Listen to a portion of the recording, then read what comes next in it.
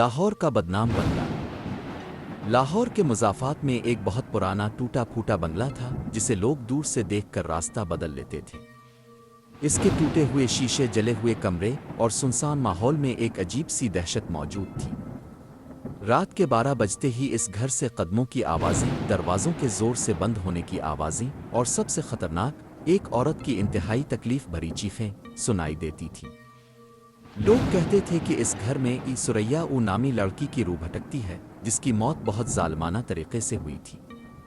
حصہ 2، 4 دوست اور ایک غلط فیصلہ۔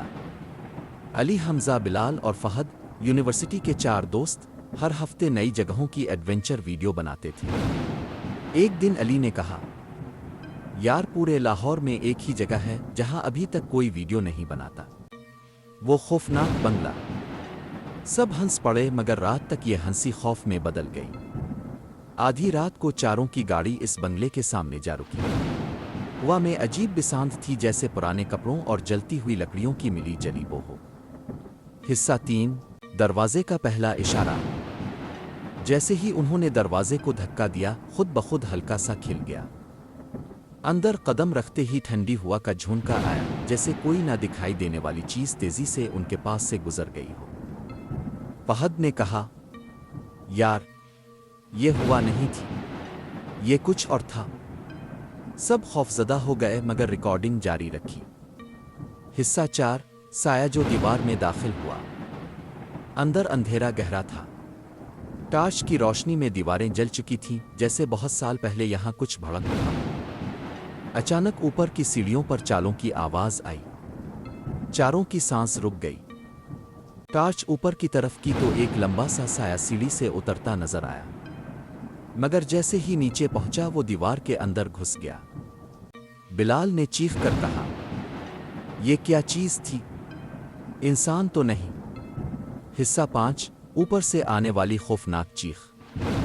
اوپر سے ایک لڑکی کی دل دہلا دینے والی چیخ سنائی دی۔ چاروں بھاگتے ہوئے اوپر پہنچے مگر وہاں کوئی نہیں تھا۔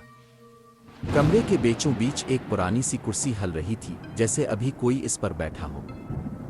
فرش پر تازہ خون کی لکیریں تھیں جو دیوار کے ایک کونے تک جاتی تھیں اور اچانک غائب ہو جاتی تھیں۔ حصہ 6، ڈائری کا راز۔ الماری میں پڑی ایک پرانی ڈائری پر مٹی جمی ہوئی تھی۔ علی نے اسے اٹھایا اور پڑھنا شروع کیا۔ ڈائری کے مطابق، سریا اس گھر میں رہتی تھی۔ اس کے والدین مر چکے تھے۔ اس کا چچا اس کی جائیداد ہتھیانا چاہتا تھا۔ ایک رات اس نے سریا کو آگ لگا کر مار دیا، مگر اس کی روح آج بھی انصاف کے انتظار میں ہے۔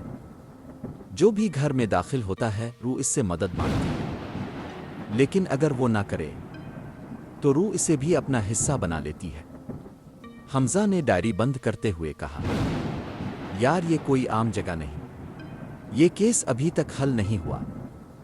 حصہ 7، ثبوت اور سچائی۔ اگلے دن چاروں نے پولیس ریکارڈ نکلوائے۔ ہر چیز ڈائری سے ملتی جلتی تھی، مگر حیرت انگیز طور پر سریا کے قاتل، اس کا چچا، آج بھی زندہ تھا اور کبھی پکڑا بھی نہ گیا تھا۔ علی نے کہا، شاید اسی لیے اس کی روح چین میں نہیں، ہمیں اس کا بدلہ لینا ہوگا۔ حصہ 8، آخری رات، روح کا سامنا۔ چاروں دوست دوبارہ گھر میں داخل ہوئے۔ اس بار گھر میں داخل ہوتے ہی دروازہ خود بخود پیچھے بند ہو گیا۔ کمرے کے درمیان دھواں سا اٹھا اور پھر ایک عورت کا سراپا آہستہ آہستہ ظاہر ہوا۔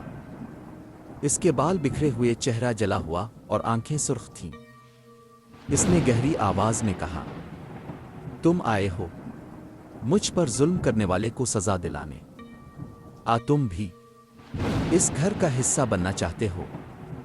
چاروں کے قدم کانپ گئے۔ سریا کی روح نے ہاتھ پھیلایا تو پورا کمرہ کانپنے لگا۔ دیواروں پر ہاتھوں کے نشان نمودار ہوئے، جیسے درجنوں بھوت ان کے آس پاس موجود ہوں۔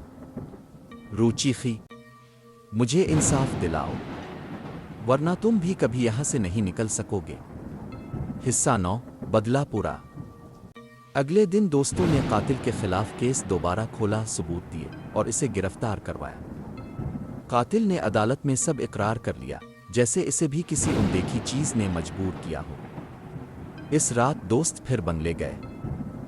گھر بالکل خاموش تھا۔ کمرے میں ہلکی سی خوشبو تھی۔ ایک نرم سی نسوانی آواز آئی، شکریہ، اب میں آزاد ہوں۔ ہوا کا ہلکا جھونکا آیا اور گھر کی فضا بدل گئی، جیسے گھر برسوں بعد سکون میں آ گیا۔ ابھی بنا دوں؟